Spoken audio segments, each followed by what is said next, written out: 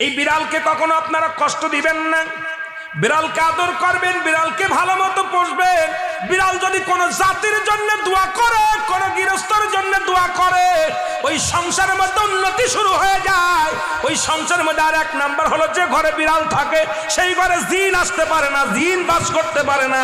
আর একটা ঘোষণা শুনে নেন, নবীজি বলে গেছেন, যে ঘরের মধ্যে বিড়াল ছানা বাস করে ওই ঘরের মধ্যে জিন জাতি প্রবেশ করতে পারে না। তাহলে ছোট ছোট মাসুম বাচ্চাগুলো যে ঘরের মধ্যে থাকে, মুসলমান অনেক সময় জিনের আশ্রয় পড়ে যায়, অনেক সময় জিনে আসর করে, ওই ঘরের মধ্যে জিনে আসর করে।